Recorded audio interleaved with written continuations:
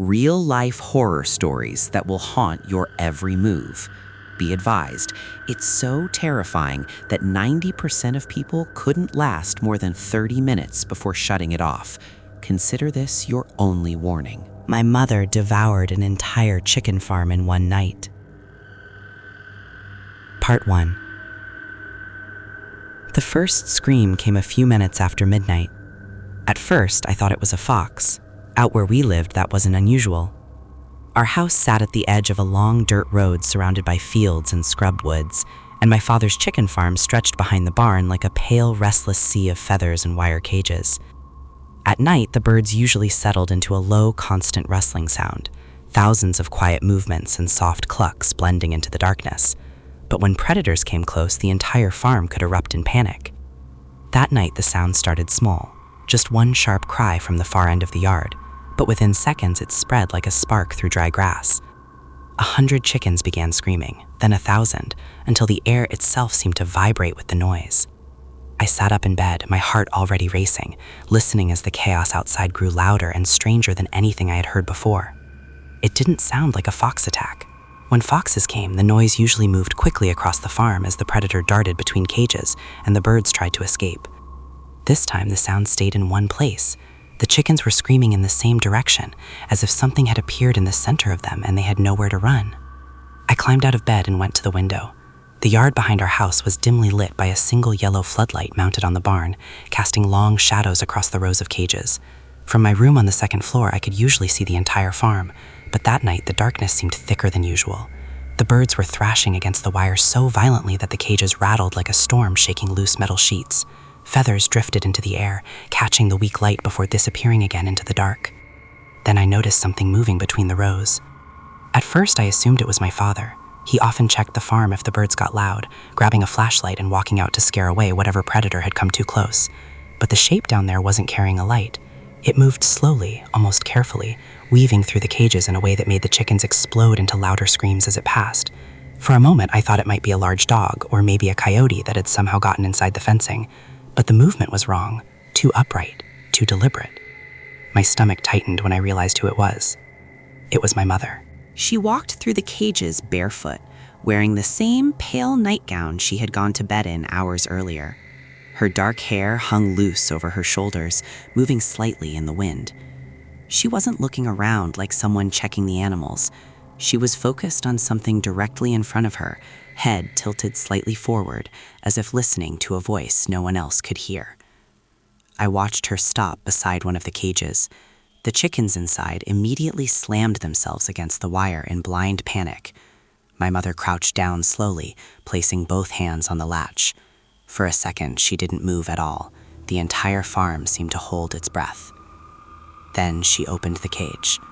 What happened next took me several seconds to understand. My mother reached inside the cage and grabbed one of the birds. It flapped wildly, wings beating against her arms, but she didn't struggle with it the way someone normally would. She held it close to her chest with unnatural calm. Then she lowered her head toward it. The screaming stopped abruptly. At first, I thought the bird had simply gone quiet from being restrained, but then I saw something dark spill down the front of her nightgown. It took a moment for my brain to recognize what I was seeing. My mother wasn't killing the chicken with a tool or breaking its neck the way my father usually did when one got sick. She was biting it. I froze at the window, unable to move. She stayed crouched beside the cage for a long time, her shoulders rising and falling slowly. The other chickens were still screaming around her, the noise rising into a constant frantic roar, but she didn't seem to notice. When she finally stood up again, the bird was no longer moving in her hands. She dropped something onto the ground, feathers maybe, and wiped her mouth with the back of her arm. Then she moved to the next cage. My mind struggled to explain what I was seeing. Maybe she was sick, maybe she was sleepwalking. My mother had been strange lately, quieter than usual, spending long stretches of time staring out the kitchen window toward the farm as if something out there was calling to her. But this wasn't just strange behavior. This was something else entirely. She opened another cage. Another bird screamed once before the sound cut off suddenly. The panic spread through the entire farm again. Chickens slammed themselves against wire, feathers flying into the night air like snow. The smell reached my window a few minutes later, a thick, metallic scent I recognized from helping my father butcher birds during the fall harvest. Blood. My mother continued moving from cage to cage with the same slow, patient rhythm. Open the latch, reach inside, silence one bird, drop something to the ground, move on. The screaming never stopped, but it shifted gradually across the farm as she walked through the rows. I realized I had been gripping the window frame so tightly that my fingers hurt. "Mom," I whispered under my breath, though I knew she couldn't hear me. Part of me wanted to run downstairs and stop her, but another part, larger, colder, kept me frozen in place. Something about the way she moved made it clear that this wasn't the woman who tucked me into bed when I was younger or packed my lunch before school. The figure in the yard looked like my mother, but there was an emptiness in the way she walked, like a puppet being pulled by invisible strings. Around 1 a.m, the screaming grew even louder. My mother had reached the central rows where the farm kept the largest groups of birds. The noise was so intense it felt like it was vibrating inside my skull. I watched as she disappeared briefly behind one of the larger cages, then reappeared moments later dragging something across the ground. At first I thought it was a sack or a tarp, but then I realized it was a pile of feathers stuck together with dark liquid. She was eating them. Not carefully, not like a person preparing food. She was tearing into the birds like an animal that hadn't eaten in days, crouched among the cages while the rest of the flock screamed in terror around her. The sight made my stomach twist so violently I had to turn away from the window for a moment. I pressed my back against the wall and tried to slow my breathing. This couldn't be real. But when I forced myself to look outside again, my mother was still there, still moving, still feeding. Hours passed like that. The screaming continued, though it gradually became weaker as fewer birds remained alive to make noise. Occasionally, I saw feathers explode into the air as she tore through another cage.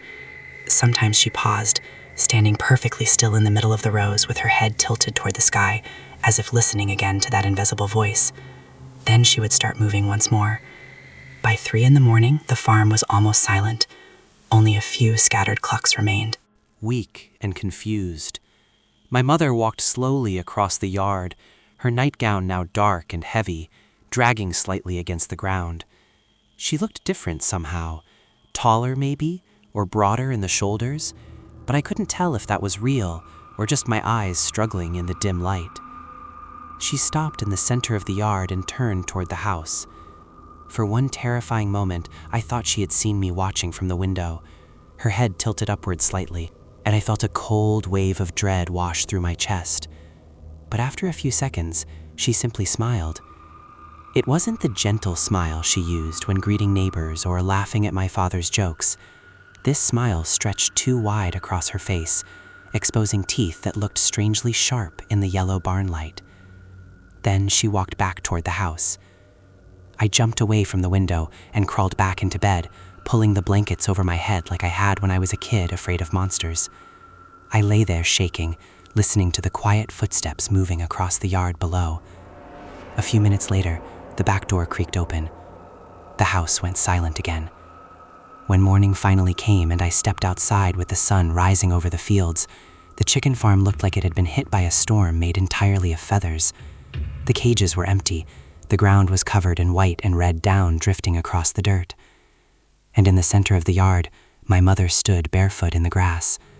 Her hands were stained dark. Her mouth, too.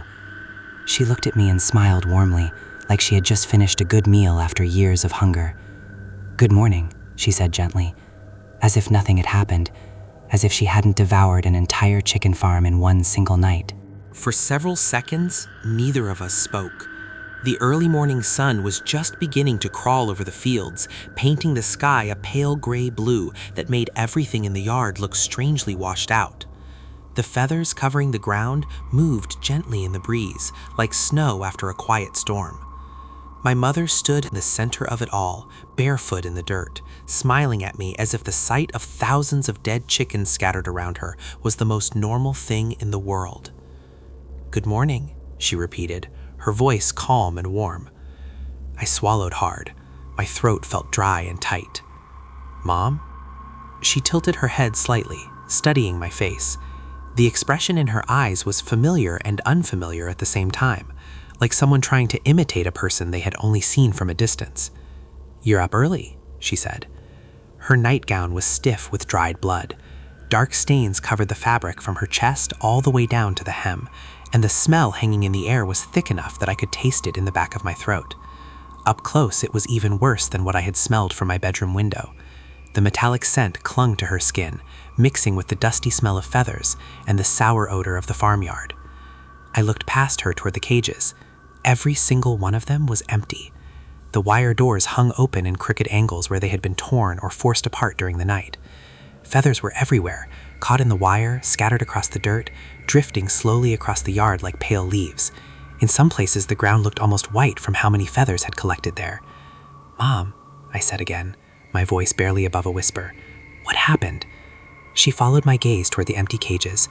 For a moment, she didn't answer. Then she looked back at me and smiled again. "They were loud," she said simply. The way she said it made a cold shiver run down my spine. "They kept screaming," she continued, her voice soft and thoughtful, as if remembering something unpleasant. My stomach twisted. You killed them?" She seemed confused by the question. "Of course," she replied. "Someone had to stop the noise." I stared at her, trying to find some sign that this was a joke or a misunderstanding, but her expression remained completely calm. There was no embarrassment, no guilt, not even the nervous laughter someone might give after doing something strange while half asleep. She looked proud. Behind me, the back door creaked open. My father stepped onto the porch, still wearing his work boots and the flannel shirt he usually put on before heading out to the farm each morning. He rubbed his eyes as he walked down the wooden steps into the yard. "Morning," he muttered. Then he looked up. The moment his eyes reached the cages, he stopped walking. At first, he didn't say anything. He simply stood there, staring across the yard the way someone might stare at a house that had burned down overnight. "What the hell?" he whispered. His gaze slowly moved from the empty cages to the feathers covering the ground, and finally to my mother. For a long time, none of us spoke. My father's face slowly drained of color as he took in the blood on her clothes and hands. His mouth opened slightly, then closed again as if his brain couldn't decide what to say first. "Mary," he finally said, "what happened here?" My mother turned toward him with the same calm smile. "They were screaming," she said again. The silence that followed felt heavier than the air before a thunderstorm. My father looked at the cages again. There had been nearly 400 chickens on the farm. Even a pack of coyotes couldn't have done this kind of damage in a single night. The fencing around the property was still intact. No holes, no broken boards, nothing that suggested an animal attack. Just empty cages. And feathers. My father walked slowly across the yard until he stood a feet away from her. "You killed them?" he asked carefully. "Yes." "All of them?" She shrugged slightly. "They were loud." I could see the moment something inside my father shifted. At first, he had looked confused and angry, but now a different expression crept across his face, something closer to fear. He glanced at me briefly. "Go inside," he said quietly. I didn't move. "Go inside," he repeated, a little louder. I nodded slowly and stepped back toward the house, though I stayed just inside the doorway where I could still see them through the screen door. My father lowered his voice. "Mary, did you sleep last night?" "Yes." "You're covered in blood." "I know." He ran a hand over his face, clearly struggling to keep calm. "Did you eat them?" For the first time, her smile widened slightly. "Yes." The word landed in the yard like a stone dropped into water. My father didn't speak for several seconds. The wind moved through the empty cages with a faint metallic rattle. "You're joking," he said finally. She shook her head. "They were hungry," she said. "Who was hungry?" Her eyes drifted toward the woods behind the farm. "They were." My father followed her gaze toward the tree line. The woods were quiet, the shadows between the trunks still thick with the fading darkness of night. "There's nothing out there," he said firmly. She didn't answer. Instead, she turned and began walking toward the house. As she passed the porch steps, she looked at me again and smiled with the same strange warmth. "Breakfast will be ready soon," she said gently. Then she disappeared inside. My father stood in the yard for a long time after that. He checked every cage, every fence line, every corner of the farm. But there was nothing left to find except feathers and empty wire. By the time he finally came back to the house nearly an hour later, the sun had fully risen and the fields beyond the property glowed bright gold in the morning light. Inside, the kitchen smelled like coffee and fried eggs. My mother stood at the stove humming quietly while she cooked. She had washed the blood from her hands and face. Her hair was tied back neatly. The nightgown was gone, replaced by a clean blue dress she often wore when running errands in town. She looked completely normal. If I hadn't seen what happened during the night, I might have believed nothing was wrong at all. My father entered slowly, his boots heavy against the wooden floor. "They're all gone," he said flatly. My mother nodded without turning around. "I know. That was 400 birds. Yes, that's our entire farm." She slid the eggs onto 3 plates and placed them on the table. "Sit down," she said gently. My father stared at her. "You killed our entire farm in one night." She turned to face him, still smiling. "They were loud," she repeated softly. My father looked at me again. The fear in his eyes had grown stronger now. Something was very wrong with her, but none of us yet understood just how wrong it was. Because that morning, while we sat in the kitchen trying to pretend everything was normal, something else was already moving slowly at the edge of the woods behind our house, watching the empty farm, waiting for night to come again, and whatever had been hungry enough to consume 400 chickens was not finished eating yet. Part 3. The rest of that morning moved slowly, like time itself had thickened inside the house. None of us finished breakfast. My father barely touched his plate, staring at the eggs as if they might suddenly start screaming the way the chickens had during the night. I kept glancing at my mother, trying to catch some sign that she understood how wrong everything was. But she looked calm, too calm. She ate quietly, humming the same soft tune she had been humming while cooking. The sound of it scraped against my nerves. Outside, the farm felt wrong. Normally, mornings were filled with noise, hundreds of chickens clucking, wings flapping, the metallic clatter of cages being opened for feeding. But now there was nothing, just wind moving across empty wire and the occasional rustle of feathers sliding across dry dirt. The silence felt heavy, unnatural, like something had sucked the life out of the place. After a while, my father pushed his chair back and stood up. "I'm calling the vet," he said. My mother looked up from our plate. "Why?" "To figure out what happened." "I already told you what happened." Her voice remained calm, almost patient. "You killed 400 animals," my father said, trying to keep his voice steady. "Something is wrong." She blinked slowly. They were loud. He rubbed his temples, frustration building behind his eyes. "You can't just kill everything because it's loud." For a moment, she didn't respond. Then she said something that made the air in the room feel colder. "I didn't kill everything." My father froze. "What does that mean?" She looked toward the back window, the one facing the woods behind the farm. "There are still more," she said quietly. The room went silent. My father followed her gaze through the window. The tree line stood about 50 yards behind the chicken yard, thick and dark even in the daylight. We'd lived here nearly 15 years and nothing unusual had ever come out of those woods. A few coyotes sometimes, deer, raccoons, nothing else. But the way my mother was staring at the trees made my skin crawl. "What's in the woods, Mary?" my father asked slowly. She didn't answer. Instead, she stood up and began gathering the dishes. The conversation ended there. My father did call the vet, but he didn't explain the truth. He simply said something had wiped out the entire flock overnight and asked if there was any disease that could cause that kind of damage. The vet sounded confused, but promised to stop by in the afternoon to take a look. Until then, we waited. Around noon, my father and I went outside to start cleaning the yard. The feathers were worse than they had looked earlier, When we walked through the dirt, they shifted under our boots in thick layers, like dry leaves after autumn. Some were clumped together in sticky patches where blood had soaked into the ground. But the strangest thing wasn't the feathers, it was the bones. At first, I thought there were none, but as we began clearing the yard, we noticed small fragments scattered everywhere, tiny white splinters half buried in the dirt. When my father picked one up and rubbed it between his fingers, it crumbled like chalk. "What the hell?" he muttered. "Normal bones didn't do that. Something had crushed them completely." He looked toward the house. My mother stood at the kitchen window watching us, her expression unreadable. "Did you see any bones this morning?" he asked me quietly. I shook my head. "No." He stared down at the powdery fragments again. "Animals don't eat like this," he said under his breath.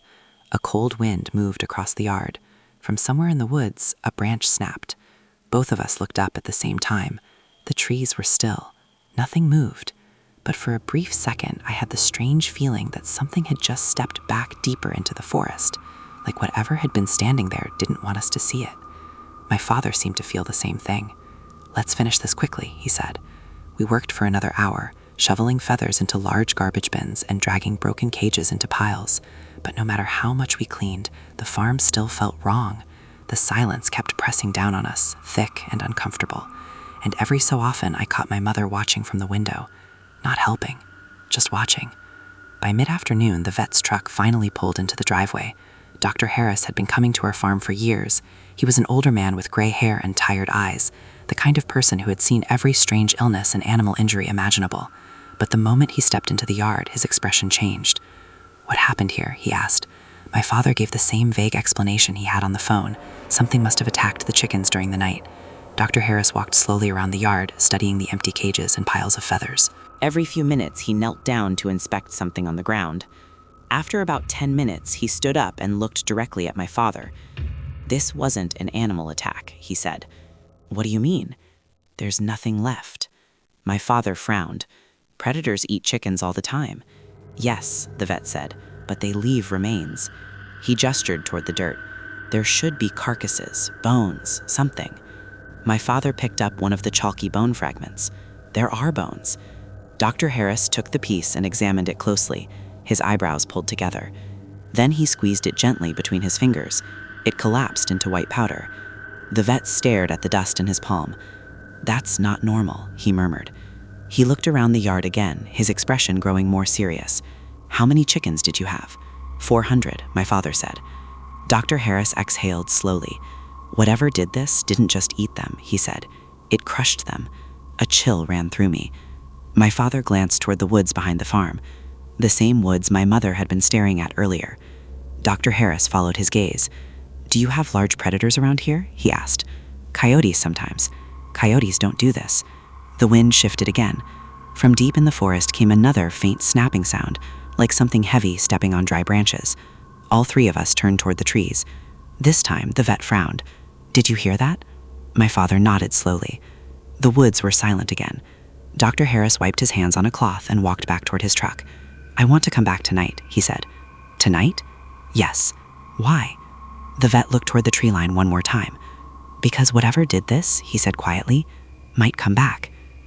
Inside the house, my mother was still standing at the window, and when she saw the three of us staring at the woods, her smile slowly returned.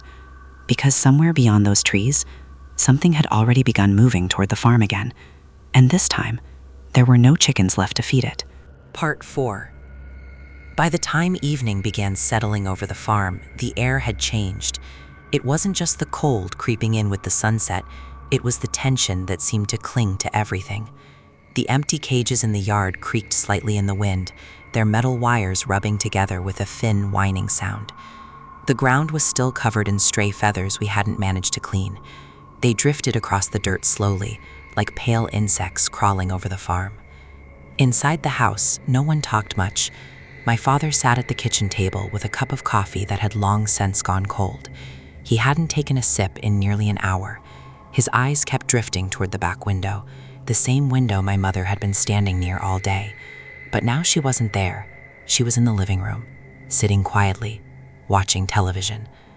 The glow from the screen flickered across her face, but she didn't seem to be paying attention to the program. Her smile from earlier had faded, replaced with a strange stillness. It wasn't the calm kind of stillness people have when they're relaxed. It was the kind that made you feel like something inside them was waiting. I noticed something else too. She hadn't eaten anything since breakfast. Normally she snacked constantly throughout the day. Fruit, bread, leftover chicken feed biscuits she sometimes baked for herself. But today she hadn't touched a single thing. Around 7 in the evening, headlights swept across the front of the house. Dr. Harris had returned. My father immediately stood up and walked outside to meet him. I followed, partly because I was curious, and partly because I didn't want to stay in the house alone with my mother. The vet stepped out of his truck carrying a large flashlight and a metal case filled with equipment. He looked more serious than he had earlier that afternoon. "You're sure nothing else has happened since I left?" he asked. "No," my father said. "It's been quiet."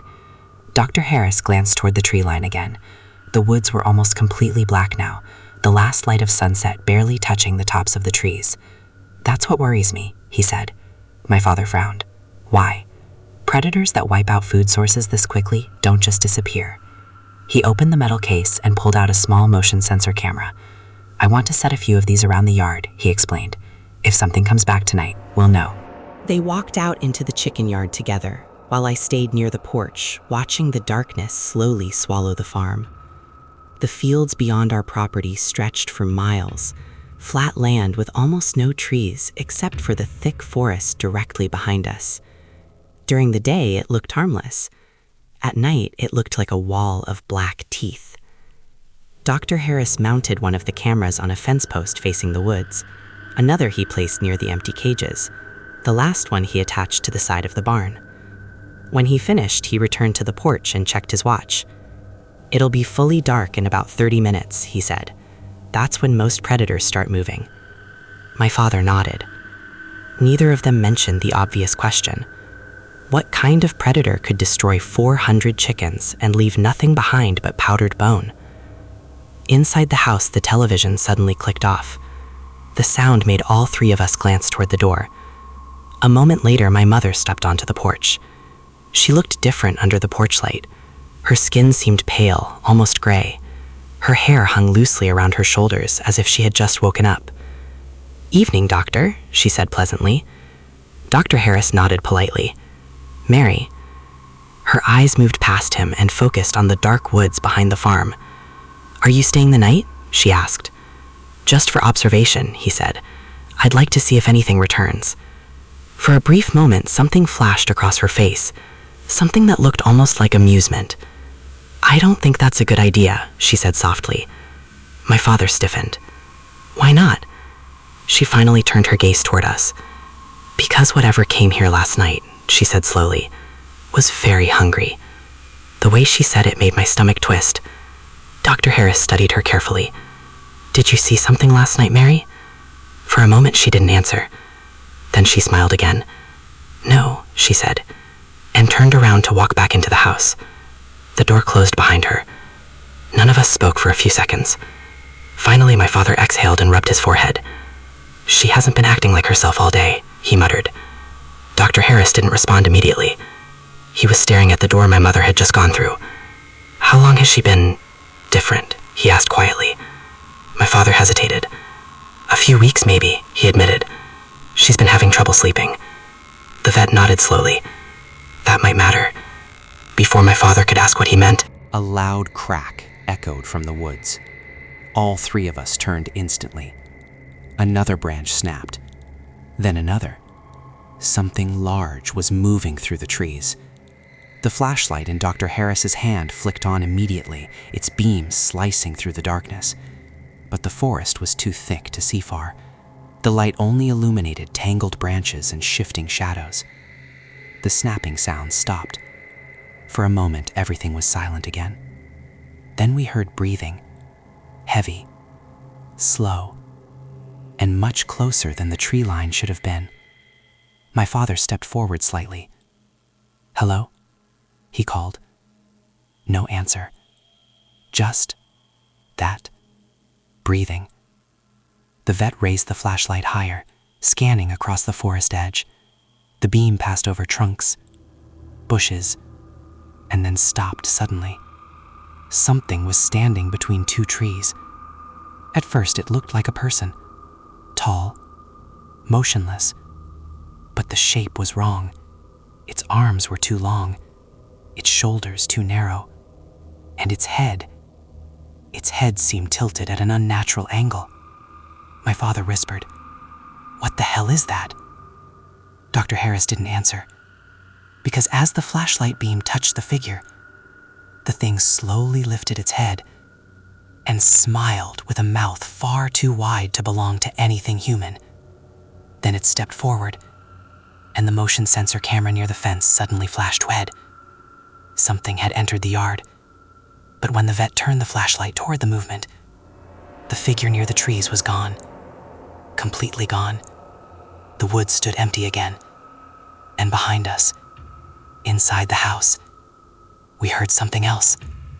The kitchen door slowly opening. My mother's voice drifted out into the night. Soft, hungry. Did it come back? The kitchen door creaked slowly as it opened behind us. The sound felt louder than it should have, like the house itself was warning us not to turn around, but we did anyway. My mother stood in the doorway, her silhouette framed by the dim yellow light inside the house.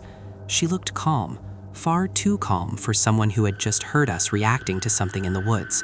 Her head tilted slightly as she looked past us toward the tree line, almost like she was expecting to see something standing there. "Did it come back?" she asked again softly. My father stepped toward her immediately. "Mary, get back inside," he said firmly. "There's something out there." But she didn't move. Instead, she took one slow step onto the porch. The wooden boards creaked under her weight. Her eyes stayed fixed on the darkness beyond the yard. Dr. Harris raised his flashlight again, scanning the trees. The beam moved left to right, then back again. Nothing. The shape we had seen only seconds earlier was gone. No movement, no sound, just the wind sliding through the leaves. "That thing was there," my father whispered. "You saw it." Dr. Harris nodded slowly, though his expression looked uncertain. "I saw something," he said, "but it moved too fast." Behind us, my mother laughed quietly. Not loudly, not wildly, just a small, amused sound that made the back of my neck tighten. "You're looking in the wrong place," she said. All three of us turned toward her. "What do you mean?" my father asked. She didn't answer right away. Instead, she stepped down from the porch and walked toward the empty chicken yard. The feathers on the ground drifted around her feet as she moved. For a moment, no one followed. It felt like watching someone walk toward a cliff edge while everyone else stood frozen. "Mary," my father said again, his voice sharper now. "Stop." She stopped in the middle of the yard. Slowly, she turned back toward us. The porch light barely reached her face now, leaving her features half hidden in shadow. "It's not in the woods," she said. The motion camera near the fence suddenly clicked again. The small red sensor light blinked once, then again. Something had triggered it, but nothing was there. Dr. Harris frowned and stepped off the porch, moving cautiously toward the camera. He kept the flashlight raised in front of him as he approached the fence post. My father followed close behind him. I stayed near the porch steps, watching both the woods and my mother at the same time. Something about the way she was standing there made my chest feel tight. Dr. Harris reached the camera and leaned down to examine it. "That's strange," he muttered. "What?" my father asked. "It's detecting movement, but..." He stopped speaking. "But what?" The vet slowly turned around and aimed the flashlight toward the ground. The beam revealed something in the dirt, deep impressions pressed into the soil. Footprints. But not animal tracks. They looked almost human, except the toes were far too long, and the spacing between each step was wider than any normal stride. My father stared at them. "Those weren't here earlier." "No," Dr. Harris said quietly. "They weren't."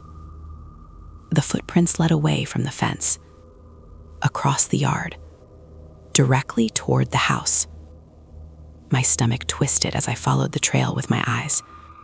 The prints ended only a few feet away from where my mother was standing. Dr. Harris must have noticed the same thing because he slowly lifted his flashlight toward her. The beam illuminated her feet, bare, dirty with soil. My father shook his head immediately. "No," he said under her breath. "That's not possible." My mother looked down at her feet as if noticing them for the first time. Then she looked back up and smiled. "Strange," she said calmly. The vet stepped forward cautiously. "Mary, where have you been tonight?" She tilted her head slightly. "Here," she answered. "Inside the house?" "Yes." "But those tracks?" "I don't know anything about tracks." Her voice remained gentle, but something beneath it felt wrong, like a layer of meaning hiding underneath the words. The wind suddenly shifted across the field. The feathers on the ground lifted into the air, swirling around the yard. And then the smell hit us. Rot. Old blood. My father gagged slightly. "What is that?" Dr. Harris covered his nose with his sleeve. "Something's dead nearby." But my mother simply inhaled deeply. Her eyes closed for a brief moment. And when they opened again, they looked different. Darker. Hungrier. "You smell it too," she whispered. Before anyone could react, she suddenly moved. Faster than I had ever seen her move in my entire life. One moment she was standing still in the yard. The next she was crouched beside the empty chicken cages, her hands gripping the metal wires. Her back was hunched, her head lowered, her body tense like an animal preparing to pounce. My father shouted, "Mary!" She didn't answer. Instead, she sniffed the ground like she was searching for something. Her fingers dragged slowly through the dirt and feathers, clawing through the soil until they hit something buried beneath the surface. With a sharp jerk, she pulled it free. A bone. A chicken bone. She held it up and stared at it. Then she slowly brought it to her mouth. "Mary, stop!" my father yelled. But she had already bitten down. The cracking sound echoed across the yard. She chewed slowly, thoughtfully, like someone tasting food after a long period of starvation. Dr. Harris stepped back in shock. "What the hell?" My mother swallowed the bone fragments and lifted her head toward us. Her lips were stained dark again. "You shouldn't have left any behind," she said quietly. A low sound rolled out of the forest behind the farm, a deep, rumbling growl. We all turned toward the woods. Something massive was moving between the trees now. The branches swayed as the shape pushed forward. Whatever it was much larger than the figure we had seen earlier. The growl came again. My mother slowly stood up from the cages. Her smile widened. "It followed me," she whispered. My father stared at her in disbelief. "What did?" She turned her head toward the forest. The thing that was hungry first. The tree line exploded with movement. Branches snapped violently as a massive shadow burst out of the woods and into the edge of the field. Dr. Harris raised the flashlight.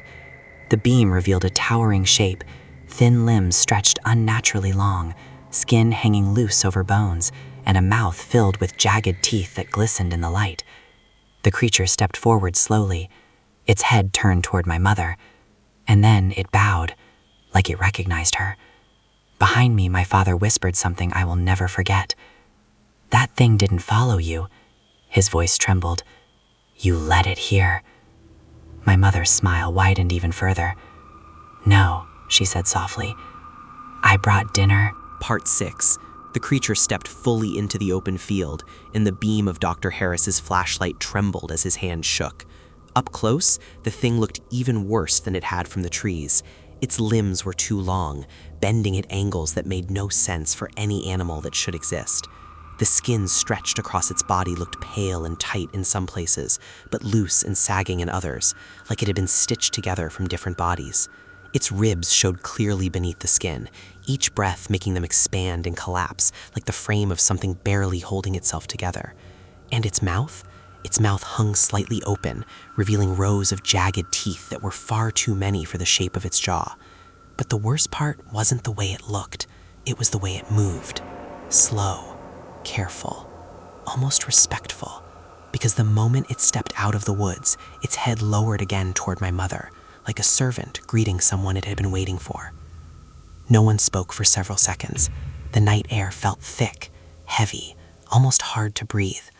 I could hear my father's breathing beside me growing faster. Dr. Harris slowly took a step back, the flashlight beam flickering as his grip tightened.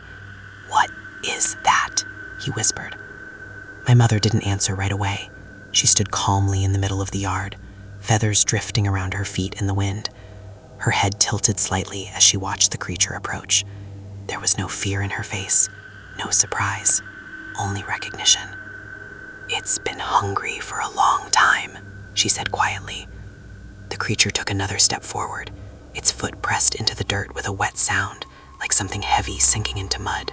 Its long fingers flexed slowly at its sides, the claws scraping lightly against each other. My father shook his head, trying to understand what he was seeing. "Mary, what did you do?" My mother turned toward him slowly. The porch light caught her eyes again, and for a moment they reflected like an animal's in the dark. "I fed it," she replied. The creature's head lifted slightly at her words, its nostrils flaring as it sniffed the air. Its gaze moved across the yard, then toward us standing near the porch. When its eyes passed over me, my stomach tightened so hard I thought I might collapse. There was intelligence in that stare, not the mindless hunger of a wild animal. Something older, something patient. Dr. Harris suddenly grabbed my father's arm. "We need to get inside, now." My father didn't argue. He grabbed my shoulder and pulled me toward the porch steps. The three of us moved quickly, trying not to turn our backs fully on the creature as we climbed onto the porch. The door was still open behind us. My father pushed me inside first, then followed with Dr. Harris right behind him. The door slammed shut. My father locked it immediately. Inside the house, the kitchen felt small and fragile compared to the nightmare standing outside. The walls suddenly seemed too thin, the windows too weak. Dr. Harris rushed to the sink and grabbed a large knife from the counter. He held it awkwardly, like someone who had never actually planned to use one as a weapon. "That door won't hold if that thing wants in," he said. My father grabbed the phone from the wall. He dialed quickly, but after a few seconds his face fell. "No signal," he muttered. "The line's dead." Outside, something heavy stepped onto the porch. The wooden boards groaned under the weight. Dr. Harris froze. Did it just... Another step, then another. The creature was climbing the porch. I moved slowly toward the window beside the sink and carefully lifted the curtain just enough to see outside. My breath caught in my throat. The creature wasn't the one on the porch. My mother was. She stood right outside the door, her hand resting lightly against the wood. Behind her, the creature remained in the yard, watching the house like a guard waiting for permission. My father saw her shadow through the glass panel and stepped forward. "Mary," her voice came through the door, calm and soft. "Open the door." My father hesitated. "Mary, what is that thing?" There was a long pause. Then she answered quietly. "It's what was supposed to happen." The words made no sense, but the way she said them made my chest tighten with dread. "You need to open the door," she continued. "It won't come inside unless I invite it." Dr. Harris shook his head immediately. "Don't do it." My father looked torn, his hand hovering near the lock. "That's my wife out there. And that thing is waiting behind her," Dr. Harris snapped. "You open that door, we're all dead." Outside, my mother knocked gently on the door. 3 slow taps. "Please," she said, "it's cold." My father's hand trembled as he touched the lock. I could see the conflict in his face. The years of trust, the memories, the love that made it impossible for him to believe she could be dangerous. Then something moved behind her in the yard. The creature stepped closer. Its long head leaned slightly to the side as it watched the door. My father saw it through the glass, and finally his hand dropped away from the lock. "No," he said quietly. For the first time that night, my mother's expression changed. The softness vanished, her smile slowly disappeared, and something colder replaced it. "You should have opened it," she whispered. Then she stepped away from the door, back into the yard. The creature lowered its head toward her again, waiting. She looked up at it and gently placed her hand against its chest. "You can come closer now," she said softly. The creature turned its head toward the house and began walking toward the porch. Inside the kitchen, Dr. Harris whispered one word that none of us wanted to hear. "Run." My father grabbed my arm again and pulled me toward the hallway leading deeper into the house. Behind us, the creature's weight hit the porch steps with a heavy thud. The entire house seemed to tremble slightly. Then came the sound that made my blood freeze. The front door handle slowly began to turn from the outside, and my mother's voice followed, calm and patient. "You can't stay inside forever." Behind her, the creature let out a deep, hungry breath that rattled the windows. And for the first time since the chickens started screaming earlier that night, I realized something far worse than the empty cages outside. The farm hadn't been the real meal. It had only been the beginning. The door handle kept turning slowly, metal grinding against the worn lock, while the wood of the frame creaked under pressure. My father shoved a heavy chair against the door, even though we all knew a chair wouldn't stop something that large. The porch boards outside groaned again under the creature's shifting weight, and every step it took seemed to echo through the entire house. I could hear its breathing now, slow, wet, and impossibly deep, like air being pulled through a cavern instead of lungs. Dr. Harris stood near the kitchen counter, gripping the knife so tightly his knuckles were white. No one spoke. The only sounds were the turning handle, the heavy breathing outside, and my mother's voice drifting through the door like a calm whisper. "You're only making it harder," she said. "It doesn't have to hurt." My father backed away from the door, shaking his head slowly. "Mary, please, stop this." For a moment there was silence on the other side. Then her voice returned, softer than before. "I already tried stopping it once." The handle stopped moving. For a few seconds nothing happened. Then a heavy thud struck the door from the outside. The chair jumped several inches across the floor. The hinges rattled violently. Another impact came immediately after, harder this time, the entire frame groaning like it might split. I stumbled backward as dust shook loose from the ceiling. My father grabbed my shoulder and pulled me toward the hallway again. "Back," he shouted. "Go to the back of the house." Dr. Harris hesitated only a second before following us, the knife still raised in front of him like it might somehow matter. Behind us, the door exploded inward with a splintering crack. Wood shards scattered across the kitchen floor as the creature forced its way through the entrance. The chair snapped apart under its weight like dry sticks. I turned just long enough to see it clearly inside the house for the first time. Up close, it was even more wrong than before. Its body had the shape of something that once might have walked upright, but the limbs were stretched too far, joints bending both ways as it squeezed through the broken doorway. The skin across its shoulders rippled as it moved, thin and gray like something that had never seen sunlight. The smell hit us immediately, rotting meat mixed with damp soil and something metallic that burned the back of my throat. Its head tilted slowly as it scanned the kitchen. Long fingers brushing the walls as if it were feeling the house rather than looking at it. Behind it, my mother stepped calmly over the broken pieces of the door. She looked completely untouched by the chaos, her clothes still stained dark from earlier, her smile faint but steady. "See?" she said gently. "Now it's inside." My father pulled me farther down the hallway toward the living room. The old floorboards creaked loudly under our feet, and I realized with dread that the creature would hear every step we took. Dr. Harris slammed the hallway door behind us, though it barely felt like a barrier. We rushed through the living room toward the back of the house, where the small staircase led upstairs. My father pushed me toward the first step. "Go," he ordered. I didn't argue. My legs were already moving before he finished speaking. The staircase groaned as we climbed, each step feeling louder than the last. Behind us, something heavy moved through the kitchen again, knocking over furniture with slow, careless force. The sound of wood breaking echoed through the hallway. Then came the worst sound of all. My mother laughing quietly. It wasn't loud or hysterical. It was calm, almost relieved. By the time we reached the top of the stairs, my chest burned from breathing too fast. My father shoved open the door to his bedroom and pulled us inside. He locked it quickly and dragged a dresser across the entrance. The room was dark except for the faint moonlight leaking through the curtains. Outside, the farmyard looked strangely peaceful from up here, the empty chicken coop sitting silent beneath the pale sky. It felt unreal knowing what was inside the house below us. Dr. Harris stood near the window, trying to steady his breathing. "That thing," he whispered. "It's not an animal."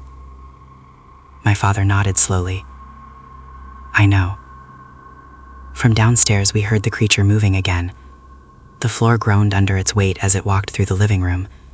Each step was slow, deliberate, almost curious. Something crashed loudly against the wall.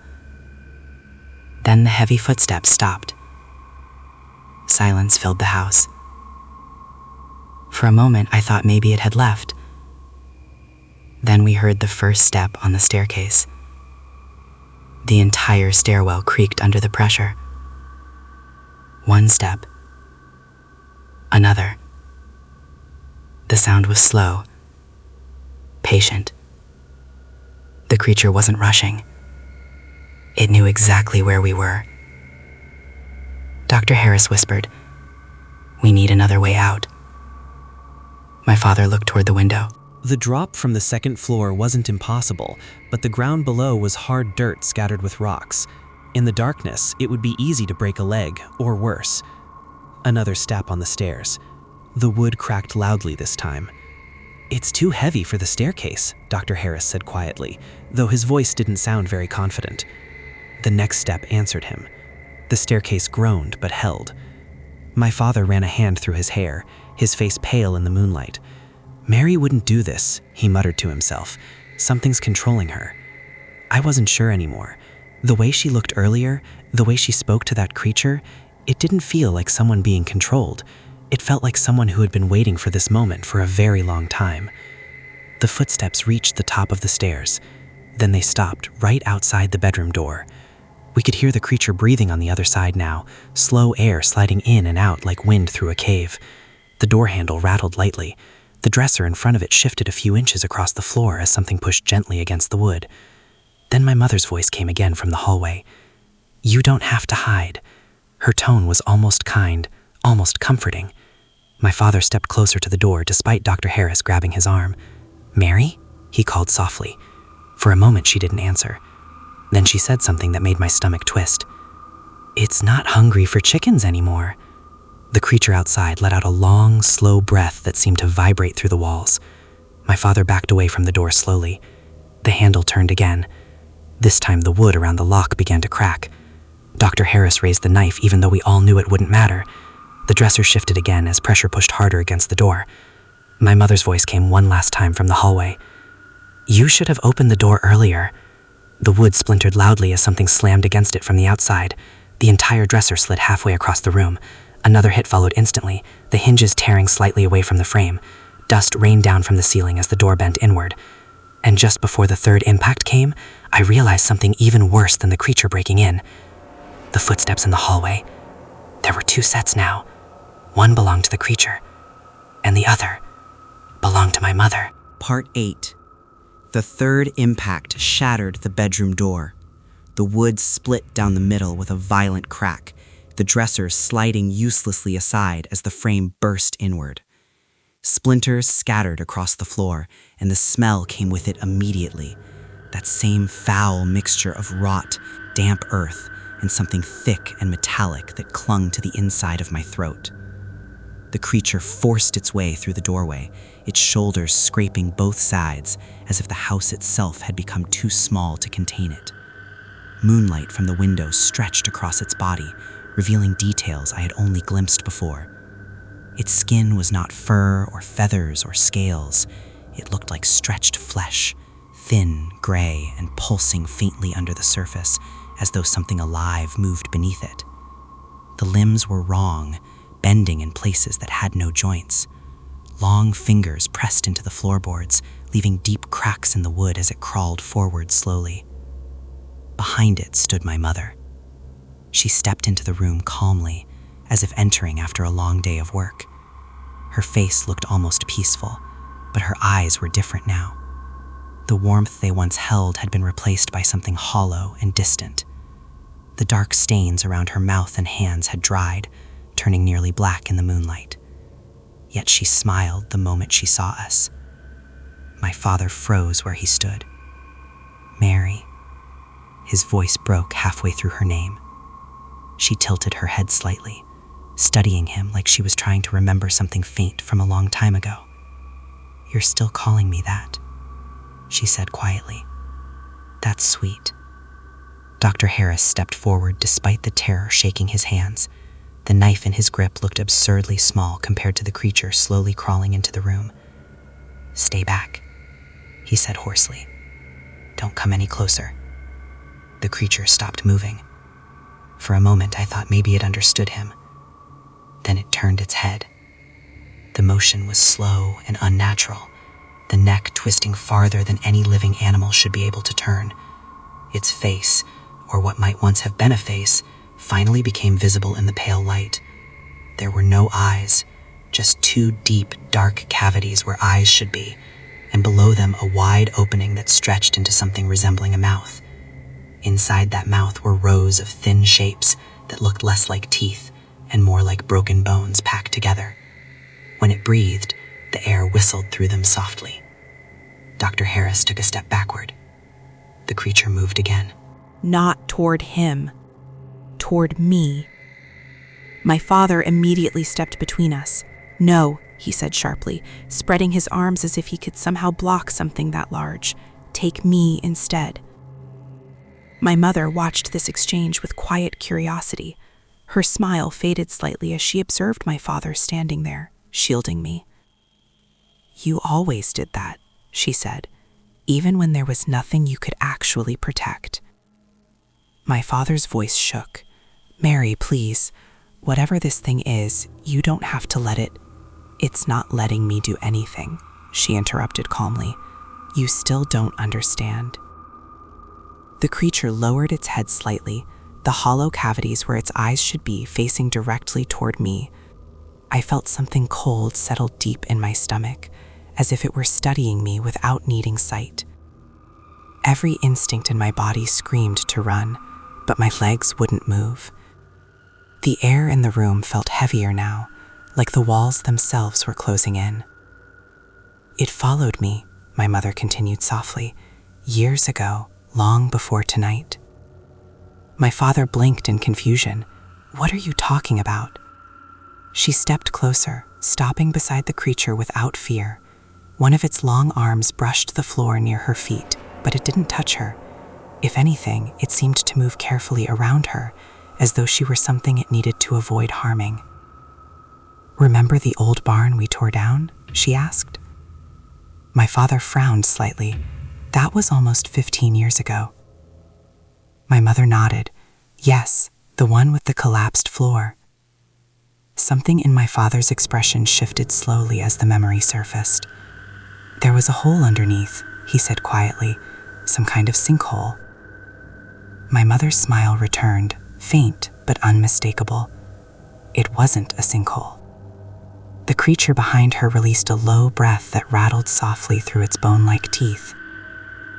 My mother continued speaking as though explaining something simple. "When the floor collapsed, I fell through. Do you remember that?" My father nodded slowly. "You said you were stuck down there for almost an hour before I got you out." She shook her head gently. "That's what you remember, but it wasn't an hour." The room felt colder with every word she spoke. "I was down there all night." My father stared at her. "That's not possible." "It is," she replied, "because I wasn't alone."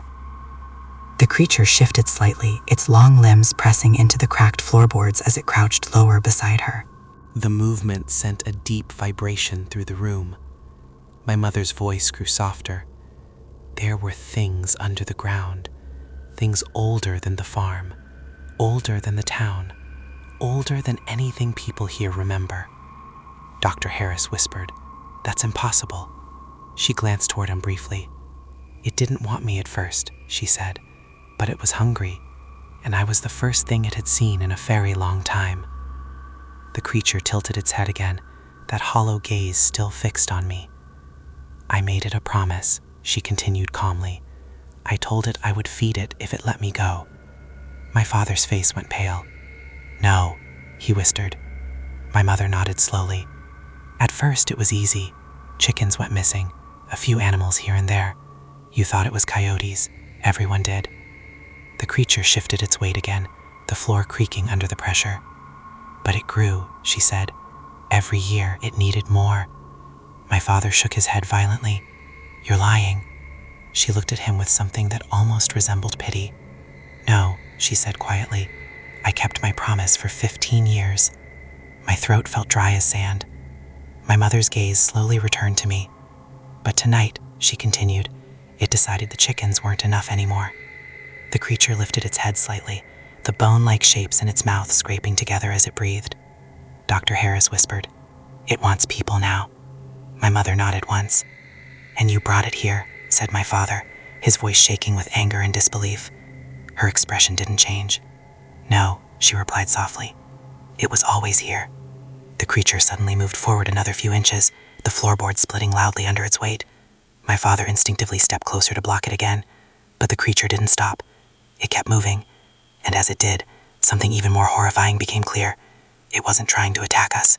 It was waiting for my mother to decide who it should take first. She looked slowly between the three of us. Her smile returned. "You see," she whispered, "I only promised to feed it." She pointed directly at me. "I never promised to." My mother's finger remained pointed directly at me. The gesture was calm, almost casual, like she was selecting something from a shelf instead of deciding which person in the room would be handed to the creature crouching beside her. The silence that followed felt thick and suffocating. The thing beside her shifted its weight again, its long limbs scraping slowly across the floorboards. Each movement produced a dry, cracking sound as the wood beneath it splintered further. My father reacted instantly. He stepped in front of me again, spreading his arms wider than before, as though his body alone could block the creature from reaching me. "No," he said firmly. His voice trembled but didn't break this time. "You're not touching him." My mother watched him quietly for a moment. Her expression didn't change, but something colder crept into her eyes. "You always did this," she said softly, "standing in the way of things you don't understand." "It doesn't matter if I understand," my father replied. "You're not giving our son to that thing." The creature tilted its head again, the hollow cavities where its eyes should be focusing on my father now. It inhaled slowly through that wide, bone-filled mouth. The sound was wet and hollow, like wind moving through a broken pipe. Dr. Harris stood near the window, gripping the knife so tightly that his knuckles had turned white. He whispered without looking away from the creature, "If it attacks, we all run at the same time." My father shook his head slightly. "It's too fast." My mother took another step forward. The creature followed her movement automatically, gliding a few inches across the ruined floor like a shadow obeying its owner. "You're thinking about this the wrong way," she said gently. "This isn't about attacking." The air felt colder now, thick with that same smell of rot and iron that had been spreading through the house all night.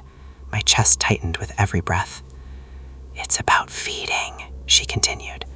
The creature lowered itself slightly, its long arms stretching farther across the floorboards. The cracks in the wood widened under the pressure, spreading outward like spiderwebs beneath its limbs. My father didn't move. "Take me instead," he said again, more firmly now. My mother paused. For a brief second, the room was completely silent except for the creature's slow breathing. Then she smiled again. "You really think it works like that?" she asked quietly. The creature suddenly moved. One of its arms shot forward with terrifying speed. The long fingers slammed into the floor just inches from my father's feet, splintering the wood so violently that fragments flew across the room. My father jumped backward instinctively. The creature didn't grab him. It only placed its hand there, like a warning. My mother shook her head slowly. "It doesn't eat sacrifices," she said softly. "It eats what it wants." My father clenched his fists. "Then why are you pointing at him?" Her gaze shifted toward me again. "Because he likes him." The words felt like ice sliding down my spine. Dr. Harris muttered under his breath. "Why?" My mother looked back at him. "Because he's young," she said simply. "Because he's strong." The creature's head turned toward me again. The hollow eye sockets seemed darker now, deeper somehow, like two endless holes staring directly into me. My father's voice rose with anger. "You're insane." "No," my mother replied calmly. "I'm practical." The creature slowly lifted its head higher, the bone-like teeth inside its mouth scraping together again as it breathed. The sound filled the room like the rattling of dry branches in a storm. "You don't understand what it feels like to stand in front of something that old," my mother continued. "Something that's been waiting underground for centuries." Her voice softened further. "It doesn't feel hatred." She looked at the creature beside her. It doesn't feel mercy either. My father glanced at Dr. Harris quickly. They exchanged a look, silent, desperate, both of them realizing the same thing at the same moment. Talking wasn't going to stop this. Dr. Harris moved first. With a sudden shout, he lunged forward and drove the knife directly toward the creature's side. The blade struck its flesh with a dull sound, then stopped. The knife didn't sink in. It barely pierced the surface before bending sideways with a metallic snap. The creature didn't react immediately. It simply looked down at the broken blade sticking out of its gray skin. For a moment, the entire room froze. Then the creature moved again. One of its long arms swung outward with terrifying speed. Dr. Harris didn't even have time to scream properly. The limb struck him across the chest like a battering ram. The impact threw him across the room so violently that he slammed into the wall beside the window. The sound of bones breaking echoed sharply through the house. He slid to the floor in a crumpled heap, motionless. My father shouted his name and rushed toward him instinctively, but the creature had already turned back toward us. My mother sighed softly. "I told you," she said. "It doesn't like being interrupted." My father knelt beside Dr. Harris quickly. There was blood spreading across the floor beneath the man's body. His chest wasn't moving. A cold realization washed over me. He was dead. My father stood slowly again. His face had changed now. The fear was still there, but something else had replaced part of it. Something darker, more desperate. "You killed him," he said hoarsely. My mother shrugged faintly. "He chose that." The creature crawled forward another foot, the floorboards collapsing slightly beneath its weight. Now it was only a few yards away from us. My father glanced back at me briefly. "Run when I tell you." My throat tightened. "Dad?" "Just run." The creature lowered its head again, preparing to move. My mother watched calmly, almost curious to see what would happen next. My father suddenly grabbed the broken leg of the shattered dresser from the floor. The heavy wooden beam fit into his hands like a crude club. He stepped forward to meet the creature. The thing lunged. My father swung the wooden beam with every ounce of strength he had. The impact cracked loudly against the creature's head. For the first time since it entered the room, the creature reacted. Its body jerked sideways slightly, its long limbs scrambling across the floor as if adjusting its balance. My father swung again. "Run!" My legs finally moved. I turned toward the hallway and sprinted as fast as I could. Behind me, I heard the sounds of violent struggle, the beam striking flesh, the creature's bone-filled mouth rattling violently, my father shouting in rage. Then there was a sound I will never forget. A wet, tearing noise, followed by silence. I didn't stop running. I rushed down the hallway, down the stairs, and burst out the front door into the cold night air. The farmyard was still covered in feathers. The wind carried them slowly across the ground like drifting snow. Behind me, inside the house, something heavy began crawling down the stairs, and my mother's calm voice echoed faintly from inside. "You can run," she called gently. "But the farm is very big." A long shadow stretched across the doorway behind her, and it's still hungry. The cold night air hit my lungs like ice as I ran across the farmyard. Feathers lifted from the ground with every step, swirling around my legs in pale spirals. The wind carried the smell of blood and rot across the open land. Behind me, the farmhouse door creaked slowly as it opened wider. I didn't turn around. I already knew what would be coming out of that house. The gravel of the yard crunched loudly under my shoes as I sprinted past the empty chicken coops. Hours earlier, those cages had been packed with hundreds of birds. Now the wire doors hung open and twisted, feathers stuck to the metal like frost. Dark stains covered the ground inside each pen. The screaming from the night before still echoed in my head, hundreds of chickens shrieking at once. The sound had gone on for nearly 10 minutes before suddenly stopping. At the time, I thought the foxes had gotten in. Now I knew better. A slow, scraping sound came from the porch behind me. Something long and heavy dragged across the wooden boards. Then another sound followed it. Soft footsteps. My mother's voice. "You shouldn't run so far," she called out calmly into the dark. "It'll only make things worse." I kept moving, my breath coming out in short bursts as I ran toward the dirt road that cut across the far edge of our property. If I could reach the road, maybe I could get far enough away to find help. Maybe someone driving past would stop. Maybe someone would believe what happened here. Behind me, the scraping sound reached the gravel. The creature had left the house. Its movement across the yard sounded wrong, too smooth in some moments, too heavy in others, like something that didn't understand how bodies were supposed to move across the earth. The feathers on the ground began shifting again, not from the wind, from the pressure of its long limbs sliding across them. I risked one glance back. The sight almost made my legs stop completely. The creature was halfway across the yard already, its gray body stretched unnaturally long as it crawled forward. Each of its arms reached out far ahead of its torso, pulling its mass across the ground with slow, horrifying efficiency. My mother walked behind it calmly, her hands hanging loosely at her sides. Her clothes were still stained dark from earlier. Even from a distance, I could see the dried streaks across her mouth. She looked almost peaceful, like she was walking a dog through the yard. "Don't be afraid," she called again. The creature suddenly accelerated. One of its limbs slammed into the dirt only a few yards behind me, cracking the hard ground like a hammer striking stone. The vibration shot up through my feet as I ran. It was faster than I thought, much faster. The dirt road ahead looked impossibly far away now. I veered toward the barn instead. The old structure loomed in the darkness like a giant shadow. If I could get inside, maybe I could block the door or hide somewhere long enough to think. The creature lunged again. Another arm struck the ground behind me. I heard the wet sound of its breathing getting louder. Closer. I threw myself toward the barn door and slammed my shoulder into it. The wood groaned as it swung open. I stumbled inside and immediately grabbed the thick metal chain hanging beside the entrance. My hands shook violently as I wrapped the chain around the door handles and pulled it tight. The metal links clattered loudly in the silent barn. A second later, something heavy struck the outside of the door. The entire structure shuddered. Dust rained down from the wooden beams above me. Another impact came.